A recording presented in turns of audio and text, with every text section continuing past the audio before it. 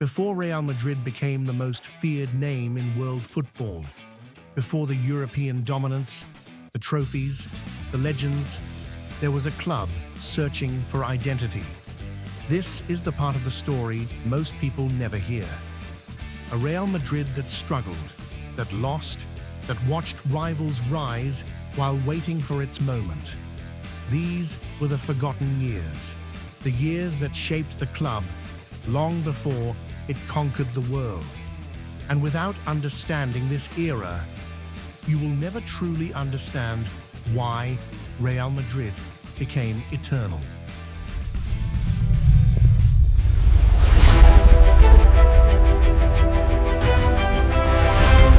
History creates illusions. When we look back from where we stand today, when we look at the white shirt that terrifies Europe, when we look at the overflowing trophy cabinets, it is easy to make a mistake.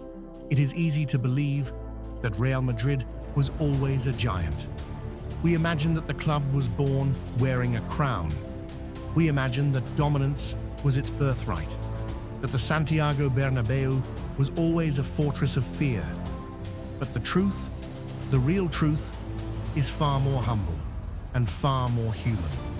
Long before the European Cups reflected the floodlights, long before the global fame carried the name of Madrid to every corner of the earth, and long before that white kit became a symbol of inevitability, Real Madrid was simply a club. It was a club trying to survive. It was a group of men trying to organize themselves in a world that made no sense. It was an institution trying to find meaning in a chaotic, noisy, and difficult football landscape. To understand the soul of this club, we must strip away the gold. We must go back. We must go back to the early 1900s. Close your eyes and imagine Spanish football at the turn of the century. It was not the glamorous industry we see today. It was fragmented. It was informal. It was deeply, intensely regional. There were no satellites beaming matches to millions. There was no glory to chase across the continent. Europe was a vast, disconnected place. What mattered? The only thing that mattered was local pride. It was about the neighborhood. It was about the city rivalry. It was about identity in its rawest form. Football was played on dirt, with heavy leather balls, by men who worked during the day and played for honor in the afternoon. Real Madrid was founded in 1902 in this environment, and contrary to the legend, it did not immediately stand out as a dominant force. The earth did not shake when the club was born. It was respected. Yes, it was a gentleman's club, but it was not feared. Successful at times, inconsistent at others. It was a club that showed promise, like a flickering candle in the wind. But it did not show supremacy. Titles, they came sporadically. There were moments of brilliance that would light up the city, but then they would fade. The consistency that defines the modern Madrid simply did not exist. While other clubs in Spain were defining their identities early, while they were carving out their territories, Madrid was still searching for its own soul.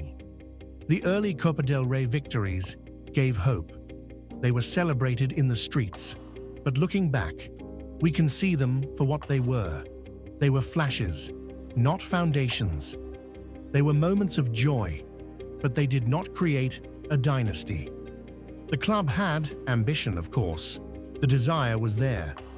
But ambition without structure leads nowhere. And during these years, the early decades of the 20th century, the environment was hostile. Spanish football lacked stability. It was a turbulent ocean. Competitions changed formats overnight. Clubs rose from nothing and disappeared into oblivion just as quickly. Financial limitations shaped every single decision. Real Madrid had to navigate this uncertainty carefully. One wrong step, one bad financial year, and the story could have ended there. Unlike the eras that would come later, unlike the Galacticos or the Kings of Europe, Madrid could not simply check a bank account and buy the best players in the world. That luxury did not exist. Talent was local, resources were limited, and the reputation of the club was still a building under construction. In those quiet years, the club had to make a choice. They invested not in dominance, but in survival. If you walked into the club in those days, you would not see a palace. You would see modesty. Stadiums were basic structures of wood and earth. Infrastructure was primitive by modern standards. Training methods were simple. What mattered was persistence, the refusal to close the doors. Real Madrid's early presidents, men whose names are often forgotten, focused on the unglamorous work. They focused on organization, on discipline, on institutional growth. They understood something crucial, something that many other clubs failed to grasp. They understood that trophies would come later. First, the club had to exist. It had to endure. It had to put down roots so deep that no storm could tear them out. Meanwhile, as Madrid built its foundations in silence, rivals began to shape narratives of their own. In the north, Athletic Bilbao built a ferocious regional identity, a connection with their land that made them powerful. In the east, Barcelona grew not just as a team, but as a cultural symbol for Catalonia. Madrid watched, Madrid learned, and Madrid waited.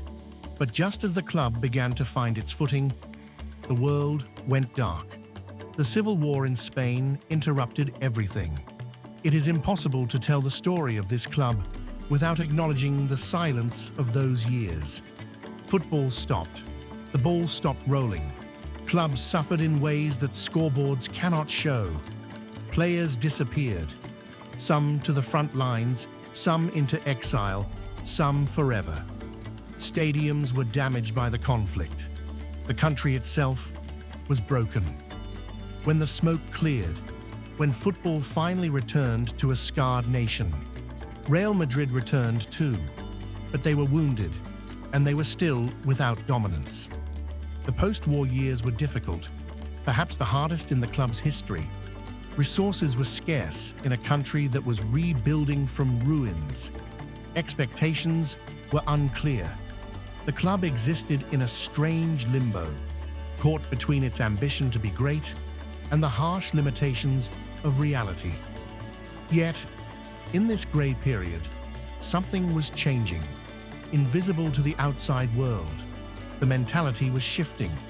The club began to professionalize in a way others had not considered. They began to think long-term. They began to understand that greatness required more than just 11 talented men on a pitch. It required vision. Infrastructure slowly improved. Leadership matured. Madrid started positioning itself not just as a regional power, but as a national institution. But, and this is the painful part, results lagged behind dreams. By the late 1940s, if you looked at Real Madrid, you saw a good club. You saw a respected club, but you did not see a giant.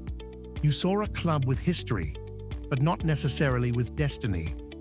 And this long period of waiting is precisely why what happened next would change the universe of sport.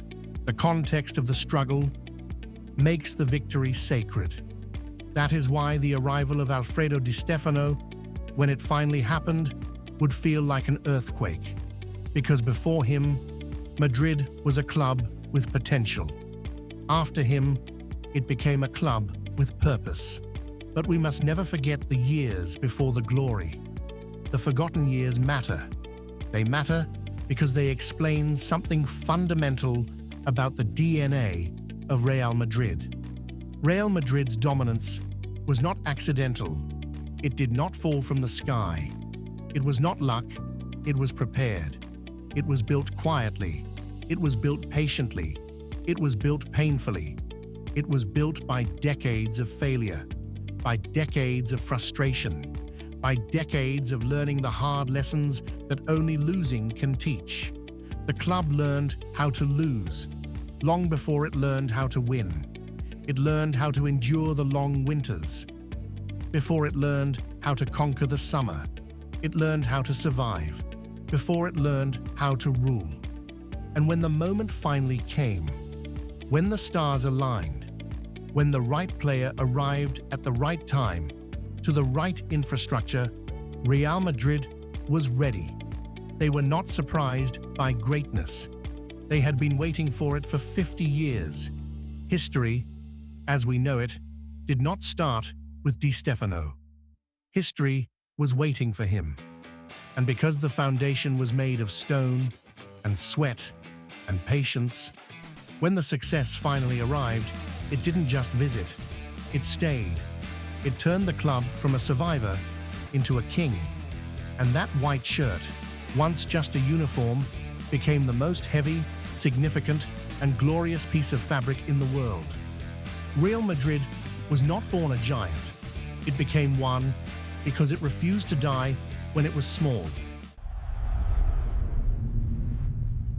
Madrid, unfiltered.